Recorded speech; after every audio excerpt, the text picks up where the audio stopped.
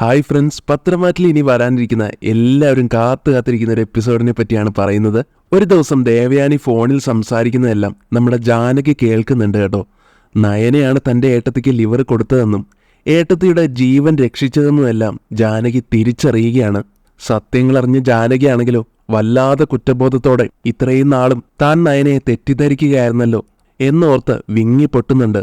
നയനയുടെ ഉള്ളിൽ നല്ലൊരു മനസ്സുണ്ടെന്ന് ഞാൻ തന്നെയാണ് ആദ്യം തിരിച്ചറിഞ്ഞത്. പക്ഷേ ചെറിയൊരു കാര്യത്തിന്റെ പേരിൽ ഞാൻ അവളെ തെറ്റിദ്ധരിച്ചു. ഇത്രയും നല്ലൊരു മനസ്സിന് ഉടമയാണ് നയനയെന്ന് ഞാൻ പിന്നീട് തിരിച്ചറിയാതെ പോയി എന്നൊക്കെ ആലോചിച്ചുകൊണ്ട് ജാനകി വല്ലാത്ത കുറ്റബോധത്തോടെ ഇങ്ങനെ ഇരിക്കുകയാണ്. ഇതേ സമയം അങ്ങോട്ടേക്ക് അനാമിക വരുന്നുണ്ട്. അല്ലമ്മേ, അമ്മ എന്താ ഇങ്ങനെ ആലോചിച്ചിരിക്കുന്നേ? എനിക്ക് അമ്മയോടെ ഒരു കാര്യം പറയാനുണ്ട്. കാര്യം എന്താണെന്ന് ജാനകി തിരക്കുന്നതും അനാമിക പറഞ്ഞു തുടങ്ങാണ്. അമ്മേ, ആ നയനയുണ്ടല്ലോ, അവള് രാവിലെ തന്നെ അണിഞ്ഞൊരുങ്ങി ഓഫീസിലേക്കാണെന്നും പറഞ്ഞൊരു പോക്ക് പോകും. ഈ വീട്ടിൽ ഒരു പണിയും അവൾ എടുക്കുന്നില്ല. ഇന്ന് വല്യമ്മ പുറത്തു പോയ സമയത്ത് ഞാനാണ് അടുക്കളയിൽ കയറി എല്ലാ ജോലിയും ചെയ്തത്. കറികളൊന്നും വയ്ക്കാൻ എന്നെക്കൊണ്ടാവില്ലെങ്കിലും പാത്രം കഴുകാനും പിന്നെ മറ്റു കാര്യങ്ങളൊക്കെ ഞാൻ തന്നെയാണ് ചെയ്തത്. അതെല്ലാം ചെയ്തതിൻ്റെ നടു ഒടിഞ്ഞു അമ്മേ. ആ നയനയും നവ്യയും ഒക്കെ എന്നെ വെറും വേലക്കാരിയായിട്ടാണ് ഇവിടെ കാണുന്നത്. നവ്യയ്ക്കാണെങ്കിൽ ഗർഭിണിയാണെന്നും പറഞ്ഞ് ഒരു മൂലയ്ക്കങ്ങ് ഇരുന്നാൽ മതിയല്ലോ. നയനയ്ക്കാണെങ്കിൽ രാവിലെ എഴുന്നേറ്റ് കുളിച്ചൊരുങ്ങി ഓഫീസിലോട്ടും പോയാൽ മതി. ഞാനാണ് ഇവിടെ കിടന്ന് കഷ്ടപ്പെടുന്നത്. എൻ്റെ അച്ഛനും അമ്മയെ എന്നെ കൊണ്ട് ഒരു പണിയും ചെയ്യിച്ചിട്ടില്ല. ഇവിടെ വന്നിട്ടാണ് ഞാൻ ഇതൊക്കെ ചെയ്യുന്നത്. ഇതൊക്കെ ചെയ്യാനാണോ അമ്മേ ഞാൻ ഇങ്ങോട്ടേക്ക് വന്നത്? ഇത്രയും വലിയ വീട്ടിലെ മരുമകള് രാജകുമാരിയെ പോലെയല്ലേ വാഴേണ്ടത്? എന്നിട്ട് ഞാനോ ഇവിടത്തെ വെറും വേലക്കാരിയെ പോലെയാണ് ഇപ്പോൾ കഴിയുന്നത്. അനാമിക ഇങ്ങനെയൊക്കെ പറയുന്നുണ്ടെങ്കിലും ജാനകി ഈ ലോകത്തൊന്നും ആയിരിക്കില്ല കേട്ടോ. ജാനകി അപ്പോഴും ചിന്തിക്കുന്നത് നയനയെക്കുറിച്ച് തന്നെയായിരിക്കും. ഏട്ടത്തി എന്തൊക്കെ തെറ്റുകളാണ് നയനയോട് ചെയ്തത്. എന്നിട്ടും ആ കുട്ടി അതൊന്നും ഉള്ളിൽ വെക്കാതെ ഏട്ടത്തിക്ക് വേണ്ടി സ്വന്തം ജീവനല്ലേ കൊടുത്തത്. അതിനെക്കുറിച്ചൊക്കെ ആലോചിച്ചുകൊണ്ടാണ് ജാനകി ഇരിക്കുന്നത്. അതുകൊണ്ട് തന്നെ അനാമിക പറയുന്നതൊന്നും ചെവി കൊടുക്കുന്നില്ല. താൻ പറയുന്നതൊന്നും ജാനകി ശ്രദ്ധിക്കുന്നില്ലെന്ന് അനാമികയ്ക്ക് മനസ്സിലാവുന്നുണ്ട് പിന്നീട്. ശേഷം അനാമിക ദേഷ്യത്തോടെ, അമ്മേ, ഞാൻ ഇത്രയും നേരം പറഞ്ഞതൊന്നും അമ്മ കേട്ടില്ലേ? അമ്മ എന്താ ആലോചിച്ചുകൊണ്ടിരിക്കുക? ജാനകി അപ്പൊ പറയുന്നുണ്ട്, അത് പിന്നെ മോളെ, ഞാൻ നയനയെക്കുറിച്ച് ആലോചിച്ചുകൊണ്ടിരിക്കുകയായിരുന്നു. അതുകൂടെ കേൾക്കുമ്പോഴത്തേക്കും അനാമികയ്ക്ക് ഒന്നും കൂടെ ദേഷ്യം വരുന്നുണ്ട്. ഓ, അല്ലെങ്കിൽ ഈ വീട്ടിലെ എല്ലാവർക്കും നയനയോടാണല്ലോ പണ്ട് മുതലേ കൂറ്. ഇപ്പൊ അമ്മയും അതുപോലെ തന്നെ ആയോ? അമ്മയ്ക്കിപ്പൊ എന്നേക്കാളും വലുത് നയനയാണല്ലേ? എന്നാൽ ജാനകി പറയും, മോളെ, അങ്ങനെയൊന്നും ആയിട്ടല്ല. പക്ഷെ അവളുടെ നന്മ പലപ്പോഴും നമ്മൾ തിരിച്ചറിയാതെ പോയോന്ന് എനിക്കൊരു സംശയം. അവൾ എന്തു പറഞ്ഞാലും ഒരു നല്ല പെൺകുട്ടിയാ. അനാമികയാണെങ്കിൽ ഇത് കേട്ട് ശരിക്കും ഞെട്ടിപ്പോകുന്നുണ്ട്. കാരണം ഇത്രയും ദിവസം ജാനകി തനിക്കൊപ്പം ചേർന്ന് നയനയെ കുറ്റപ്പെടുത്തുന്നതല്ലാതെ ഒരു നല്ല വാക്ക് പോലും അവളെപ്പറ്റി പറഞ്ഞിട്ടില്ലായിരുന്നു. പെട്ടെന്നുള്ള ജാനകിയുടെ ഈ മനംമാറ്റം കാണുമ്പോൾ ശരിക്കും ഞെട്ടുന്നുണ്ട് അനാമിക. അമ്മ എന്താ ഇങ്ങനെയൊക്കെ പറയുന്നത്? നയന നല്ല പെൺകുട്ടിയാണെന്നോ? അവളെ എന്തൊക്കെയാ ചെയ്തതെന്ന് അമ്മയ്ക്ക് നന്നായിട്ട് അറിയാവുന്നതല്ലേ? അന്ന് എന്നെ തട്ടിക്കൊണ്ടുപോയത് അവളും അവളുടെ അനിയത്തിയൊക്കെ ചേർന്നിട്ടാ. അതെല്ലാം അമ്മ പെട്ടെന്ന് മറന്നുപോയോ? പിന്നീട് ഈ വീട്ടിൽ എന്തെല്ലാം കുഴപ്പങ്ങളുണ്ടാക്കി. ഈ വീട്ടിലെ എല്ലാ പ്രശ്നങ്ങൾക്കും കാരണം നയനയും നവ്യ അല്ലേ അമ്മേ? എന്നിട്ടിപ്പോ അമ്മയും അവളുമാരുടെ സൈഡിലേക്ക് ആയോ എന്നെല്ലാം അനാമിക ചോദിക്കുന്നത് കേട്ട് ജാനകി പറഞ്ഞു കൊടുക്കുന്നുണ്ട്. മോളെ, അതൊക്കെ ചിലപ്പോ മോളുടെ തെറ്റിദ്ധാരണയാണെങ്കിലോ? ഒരു തെറ്റിദ്ധാരണയും അല്ല. അവള് തന്നെയാണ് എന്നെയും അനിയെയും പിരിക്കാനായിട്ട് അതൊക്കെ ചെയ്തത്. ഇപ്പോഴും അത് തന്നെയല്ലേ ചെയ്തുകൊണ്ടിരിക്കുന്നതും. ഇനിയിപ്പോൾ അമ്മ കൂടിയേ ഉള്ളൂ അവളെ സപ്പോർട്ട് ചെയ്ത് സംസാരിക്കാൻ. അമ്മയ്ക്കറിയാലോ, അനി എന്നെ സ്നേഹിക്കുന്നില്ല. ആ വിഷമങ്ങളെല്ലാം ഞാൻ എൻ്റെ മനസ്സിലൊതുക്കിയിട്ട് അമ്മയ്ക്ക് വേണ്ടിയിട്ടാ ഇവിടെ നിൽക്കുന്നത്. വല്യമ്മയെ ഓർത്ത് ഇനി ഇവിടെ നിൽക്കേണ്ട ആവശ്യമൊന്നുമില്ലല്ലോ. വല്യമ്മയ്ക്കിപ്പം മരുമകളെയല്ലേ ഇഷ്ടം. അതുകൊണ്ട് അമ്മയെ ഓർത്ത് മാത്രമാണ് ഞാനിവിടെ നിൽക്കുന്നത്. എന്നെ എല്ലാവരും കൂടെ ഇവിടെ അടുക്കളയിലിട്ട് ഇങ്ങനെ കഷ്ടപ്പെടുത്തുകയാണെന്ന് എൻ്റെ അച്ഛനും അമ്മയും അറിഞ്ഞിട്ടുണ്ടെങ്കിൽ അവരാ നിമിഷം ഇങ്ങോട്ട് വന്ന് എന്നെ വിളിച്ചുകൊണ്ട് പോകും. പിന്നെ എന്നെ ഇങ്ങോട്ട് വിടുമോയെന്ന് പോലും സംശയമാണ്. ഈ കാര്യങ്ങളൊന്നും അറിയാതെ നോക്കേണ്ടത് അമ്മ തന്നെയാ എന്നും പറഞ്ഞ് അനാമിക അവിടെ നിന്നും പോകുകയാണ്. പക്ഷെ ഇതെല്ലാം അനാമിക പറഞ്ഞെങ്കിൽ കൂടിയും ജാനകിയുടെ തലയിലൊന്നും കയറിയിട്ടുണ്ടാവില്ല. അനാമിക എന്താണ് പറഞ്ഞതെന്ന് പോലും ജാനകിക്ക് ഓർമ്മയുണ്ടായിരിക്കില്ല. അതിനുശേഷം ജാനകി ദേവയാനിയോടും അനിയോടും ഒക്കെ കാര്യങ്ങൾ ഒന്നുകൂടെ വ്യക്തമായിട്ട് അറിയാൻ വേണ്ടി അവരോട് പോയി സംസാരിക്കാൻ തീരുമാനിക്കുന്നുണ്ട്. ആദ്യം തന്നെ പോകുന്നത് ദേവയാനിയുടെ മുറിയിലേക്കാണ്. ഞാൻ അങ്ങോട്ട് ചോദിക്കാതെ ഏട്ടത്തി തന്നെ കാര്യങ്ങൾ ഇങ്ങോട്ട് പറയട്ടെ എന്നായിരിക്കും ജാനകി തീരുമാനിക്കുക. അതുകൊണ്ട് തന്നെ അക്കാര്യങ്ങളൊന്നും സംസാരിക്കാതെ ജാനകി ദേവയാനിയോടായിട്ട്, ഏട്ടത്തി തിരക്കിലാണോ? ആർക്കെങ്കിലും വിളിക്കുവാണോ എന്നൊക്കെ തിരക്കുന്നതും, അല്ല ജാനകി, ഇപ്പൊ സിതാര എന്നെ വിളിച്ചിരുന്നു. ഇപ്പൊ കട്ട് ചെയ്തു. എന്താ ജാനകി കാര്യം? നീ ഇപ്പോ പണ്ടത്തെ പോലെ എന്നോട് കൂടുതൽ സംസാരിക്കാറൊന്നുമില്ല. പണ്ടായിരുന്നെങ്കിൽ നീ എപ്പോഴും എൻ്റെ റൂമിൽ വന്ന് എന്നോട് എല്ലാ വിശേഷങ്ങളും ചോദിക്കുകയും പറയുകയും ഒക്കെ ചെയ്യാറുണ്ടായിരുന്നു. ഇപ്പം അതൊന്നും ഇല്ലല്ലോ. ഇന്ന് എന്തു പറ്റി ഇപ്പം എൻ്റെ അടുത്തോട്ട് വരാൻ? അപ്പം ജാനകി പറയും, അത് ഏട്ടത്തി, എനിക്ക് ഏട്ടത്തിയോട് ദേഷ്യമൊന്നും ഉണ്ടായിട്ടല്ല. അല്ലെങ്കിൽ ഞാൻ എന്തിനാ ഏട്ടത്തിയോട് ദേഷ്യപ്പെടുന്നത്? ഏട്ടത്തി എനിക്ക് എൻ്റെ സ്വന്തം ചേച്ചിയെ പോലെ തന്നെയാ. അങ്ങനെയല്ലേ ഞാൻ കണ്ടിട്ടുള്ളൂ. ഉടനെ ദേവയാനിയും പറയുന്നുണ്ട്, ഞാനും നിന്നെ അങ്ങനെ തന്നെയേ കണ്ടിട്ടുള്ളൂ. എൻ്റെ അനിയത്തിയെ പോലെ തന്നെയാണ് എനിക്ക് നീ. നമ്മൾ രണ്ടുപേരും ഈ വീട്ടിലോട്ട് അധികം താമസമില്ലാതെ തന്നെ കയറി വന്നവരാ. അന്യ വീട്ടിൽ നിന്ന് കയറി വന്ന രണ്ടുപേരാണെങ്കിലും നമ്മൾ ചേച്ചി അനിയത്തിയെ പോലെ തന്നെയാണ് ഈ വീട്ടിൽ കഴിഞ്ഞിരുന്നത്. ഇപ്പോഴും അങ്ങനെ തന്നെയാണ്. പക്ഷേ നിനക്കെന്തൊക്കെയോ മാറ്റം, അത്രയേ ഉള്ളൂ. അതേസമയം ജാനകിയും പറയുന്നുണ്ട് കേട്ടോ, എനിക്കൊരു മാറ്റവും ഇല്ല. ഞാൻ ഏട്ടത്തിയെ പഴയ പോലെ തന്നെയാണ് ഇപ്പോഴും കാണുന്നത്. ഏട്ടത്തിയോടുള്ള എൻ്റെ സ്നേഹത്തിന് ഒരു കുറവും വന്നിട്ടില്ല. ഏട്ടത്തിയാണ് പല കാര്യങ്ങളും എന്നിൽ നിന്ന് മറച്ചു പിടിക്കുന്നത്. ദേവയാനിക്ക് കാര്യം മനസ്സിലാകുന്നില്ല. നീ എന്താ അങ്ങനെ പറഞ്ഞെന്ന് ചോദിക്കുമ്പോൾ, അല്ല ഏട്ടത്തിക്ക് എന്താ ഇങ്ങനെ ഒരു മാറ്റം സംഭവിച്ചതെന്ന് എനിക്ക് ഇതുവരെ മനസ്സിലായിട്ടില്ലായിരുന്നു. ഏട്ടത്തി അത് ആരോടും പറയുന്നുമില്ലല്ലോ. എന്നോടെങ്കിലും ഏട്ടത്തിക്ക് പറഞ്ഞൂടെ എന്താ കാര്യമെന്ന്? അപ്പോൾ ദേവയാനി പറയുന്നുണ്ട്, ജാനകി, ഞാൻ നിന്നോട് പല തവണ പറഞ്ഞല്ലോ, എൻ്റെ മാറ്റത്തിൻ്റെ കാരണം എൻ്റെ അസുഖം തന്നെയാണ്. അത്രയും വലിയൊരു കാര്യമാണ് എൻ്റെ ജീവിതത്തിൽ നടന്നത്. ഞാൻ മരണത്തിലോട്ടോ ജീവിതത്തിലോട്ടോ എന്നുള്ള അവസ്ഥയിലായിരുന്നു. അവിടുന്ന് ഞാൻ രക്ഷപ്പെട്ടു വന്നില്ലേ. അതുകൊണ്ട് ഇനി ആരോടും മനസ്സിൽ വിരോധമോ വിദ്വേഷമോ ഒന്നും വെക്കേണ്ടെന്ന് കരുതി. എല്ലാവരെയും സ്നേഹിക്കാമെന്ന് കരുതി. ജാനകിയാണെങ്കിൽ ദേവയാനി കൊണ്ട് എല്ലാ സത്യങ്ങളും തുറന്നു പറയിപ്പിക്കാൻ വേണ്ടി വീണ്ടും ചോദിക്കുകയാണ്, അതുമാത്രമാണോ ഏട്ടത്തി? വേറെ എന്തെങ്കിലും മനസ്സിലുണ്ടോ എന്നോട് പറയാനായിട്ട്?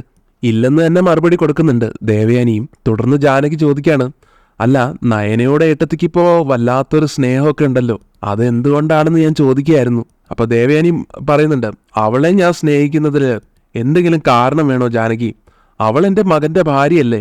അവനാണെങ്കിലോ നയനയെന്ന് വെച്ചാൽ ജീവനാണ്. അവന് മാത്രമല്ല, അച്ഛനും അമ്മയ്ക്കും എൻ്റെ ഭർത്താവിനും എല്ലാവർക്കും അവളെ ഒരുപാട് ഇഷ്ടമാണല്ലോ. പിന്നെ ഞാനായിട്ട് എന്തിനാ അവളോട് വെറുപ്പ് കാണിക്കുന്നത്? അതുകൊണ്ടൊക്കെ തന്നെയാണ് ഞാനും അങ്ങനെ മാറിയത്. ഇനി ഞാനായിട്ട് ഒരു പ്രശ്നം ഉണ്ടാക്കണ്ട. അവർക്കൊക്കെ ഇഷ്ടമാണെങ്കിലും ഞാനും അങ്ങോട്ട് നയനെ സ്നേഹിച്ചേക്കാമെന്ന് കരുതി. പിന്നെ അവളില്ലാത്ത ജീവിതത്തെക്കുറിച്ച് ആദർശനാണെങ്കിൽ ആലോചിക്കാൻ പോലും പറ്റില്ല. അവൾ കുറച്ചുനാൾ മാറി നിന്നപ്പോൾ അവൻ്റെ സ്വഭാവത്തിലെ മാറ്റം നീയും ശ്രദ്ധിച്ചതല്ലേ. അതുകൊണ്ടാണ് ജാനകി ഞാൻ ഇങ്ങനെ ഒരു തീരുമാനം എടുത്തത്. അല്ല നീ എന്താ ഇങ്ങനെയെല്ലാം കുത്തി കുത്തി ചോദിക്കുന്നത്? ഒന്നുമില്ലെന്ന് പറയുന്നുണ്ട് കേട്ടോ ജാനകി. ഇത്രയൊക്കെ ചോദിച്ചിട്ടും ദേവയാനി കാര്യങ്ങളൊന്നും പറയാത്തതിൽ ജാനകിക്ക് നല്ല നീരസം തോന്നുന്നുണ്ട്. ജാനകി ചിന്തിക്കുന്നുണ്ട്, ഏട്ടത്തി എന്നെ വെറും ഒരു അന്യായിട്ടാണോ കണ്ടിരിക്കുന്നത്? അതുകൊണ്ടല്ലേ ഇക്കാര്യം എന്നിൽ നിന്ന് ഇങ്ങനെ മറച്ചു വയ്ക്കാൻ ശ്രമിക്കുന്നത്? ബാക്കി എല്ലാവർക്കും ഇക്കാര്യം അറിയാവുന്നതാണ് എനിക്ക് തോന്നുന്നത്. ഈ വീട്ടിൽ ഞാൻ മാത്രമാണ് ഇങ്ങനെ പൊട്ടിയെപ്പോലെ മുന്നോട്ട് പോകുന്നത്. അങ്ങനെയെല്ലാം ചിന്തിച്ചുകൊണ്ട് ആകെ വിഷമിച്ച് നിൽക്കുകയാണ് ജാനകി. അതിനുശേഷം കാണിക്കുന്നത് ഓഫീസിൽ നിന്ന് തിരികെ വരുന്നുണ്ട് ആദർശും നയനയും. രണ്ടുപേരും വല്ലാതെ ക്ഷീണിച്ചിട്ടൊക്കെ ആയിരിക്കും വരുന്നുണ്ടാവുക. നയന വന്ന ഉടനെ ഹാളിൽ ഇട്ടിരിക്കുന്ന ആ സെറ്റിയിൽ ഇരിക്കുന്നുണ്ട്. ഇത് കണ്ടുകൊണ്ട് വരുന്ന ദേവയാനി ആദർശിനോട് ചോദിക്കുന്നുണ്ട്, അല്ല എന്താ ആദർശേ, വന്നപ്പോഴേ അവൾ ഇരുത്തം തുടങ്ങിയോ?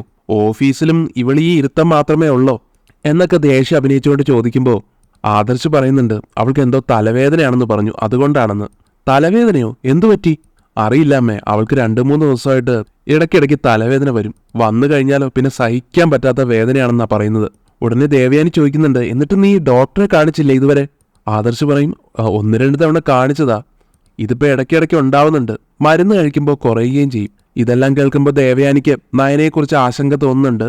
എന്തായാലും ഞാനൊരു ചായ എടുത്തിട്ട് വരാമെന്നും പറഞ്ഞ് ദേവയാനി ചായ എടുക്കാനായിട്ട് അടുക്കളയിലിട്ട് പോകുന്നു. ശേഷം ചായ എടുത്തുകൊണ്ട് വന്ന് നയനയ്ക്ക് കൊടുക്കുന്നു. ഇപ്പം നീ ഇത് കുടിക്ക്, നല്ലൊരു കഷായം ഞാൻ പിന്നീട് ഉണ്ടാക്കിത്തരാം. തലവേദനയൊക്കെ മാറാനേ അത് വളരെ നല്ലതാ. അങ്ങനെ കഷായം ഉണ്ടാക്കാൻ വേണ്ടിയിട്ട് ദേവയാനി വീണ്ടും പോവുകയാണ്. ഈ സമയം ആദർശ് നയനയോടായിട്ട്, ഇനി നീയേ മുകളിലോട്ട് നടന്നു വരണ്ട, ഇവിടെ തന്നെ ഇരുന്നാൽ മതി, ഞാൻ പോയിട്ട് ഫ്രഷ് ആയിട്ട് വരാം എന്നും പറഞ്ഞ് ആദർശം അവിടെ നിന്ന് മാറുന്ന സമയത്ത് അനാമിക നയനയുടെ അടുത്ത് വരുന്നുണ്ട്. നയന അങ്ങനെ വിഷമിച്ചിരിക്കുന്നത് കാണുമ്പോൾ അനാമിക ചോദിക്കുന്നുണ്ട്, എന്താടി നീ ഇങ്ങനെ വെറുതെ കുത്തിയിരിക്കുന്നത്? നീയെ ഇങ്ങനെ പണിയൊന്നും ചെയ്യാതെ വെറുതെ ഇരുന്നിട്ടാണ് നിനക്കിങ്ങനെ വയ്യായികകളൊക്കെ വരുന്നത്. ഞാനാണെങ്കിലും ഇവിടെ രാവും പകലും ഇല്ലാതെ കഷ്ടപ്പെടുകയാ. നയനയ്ക്കാണെങ്കിലും ശരിക്കും ദേഷ്യം വരുന്നുണ്ട് അനാമികയുടെ ഈ വർത്തമാനം എല്ലാം കേട്ടിട്ട്. എന്നിട്ട് ചോദിക്കുന്നുണ്ട്, അനാമിക അതിന് ഞാൻ എന്താ ചെയ്യേണ്ടത്? നീ എനിക്ക് കുറച്ച് സ്വസ്ഥത തരുമോ? എനിക്ക് വല്ലാതെ തലവേദനിക്കുന്നുണ്ട്, ഞാനൊന്ന് റെസ്റ്റ് എടുക്കട്ടെ എന്നൊക്കെ നയന പറയുന്നത് കേട്ടിട്ട്, ഓ ഇതുവരെ ഓഫീസിൽ റെസ്റ്റ് എടുക്കുകയല്ലായിരുന്നോ? എന്നിട്ട് ഇവിടെ വന്നിട്ട് നിനക്ക് റെസ്റ്റ് എടുക്കണോ അല്ലേ? ആരെ കാണിക്കാനടി നിന്റെ ഈ തലവേദന? ഇതൊക്കെ വെറും അഭിനയമാണെന്ന് എനിക്ക് നന്നായിട്ടറിയാം. നയനയാണെങ്കിലും വയ്യെങ്കിൽ കൂടെ തിരിച്ച് നല്ല മറുപടി കൊടുക്കുന്നുണ്ട്. അനാമികയോട് ചോദിക്കുന്നുണ്ട്, ആര് പറഞ്ഞു ഞാൻ ഓഫീസിൽ റെസ്റ്റ് എടുക്കുകയാണെന്ന്? എനിക്ക് അത്യാവശ്യം ജോലികളൊക്കെ ഉണ്ട് അവിടെ. അതെല്ലാം കറക്റ്റായിട്ട് ചെയ്യുന്നുണ്ടെന്ന് തന്നെയാണ് എൻ്റെ വിശ്വാസം. അത് കേൾക്കുന്ന അനാമിക പുച്ഛത്തോടെ പറയാണ്, ഓ പിന്നെ നിനക്ക് എന്ത് ജോലി അവിടെ ഉള്ളത്? എന്തെങ്കിലും കുത്തി വരയ്ക്കുന്നതാണോ നിന്റെ അവിടുത്തെ ജോലി? ഇതും കൂടെ കേൾക്കുമ്പോഴത്തേക്കും നയനയ്ക്ക് ശരിക്കും ദേഷ്യം വരുന്നുണ്ട്. നീ വെറുതെ എന്നെ ഭ്രാന്ത് പിടിപ്പിക്കല്ലേ എന്നും പറഞ്ഞ് അനാമിക അവിടെ നിന്നും പറഞ്ഞു വിടാൻ നോക്കുന്നുണ്ട് കേട്ടോ നയന. എന്നാൽ അനാമിക ഉണ്ടോ പോകുന്നു.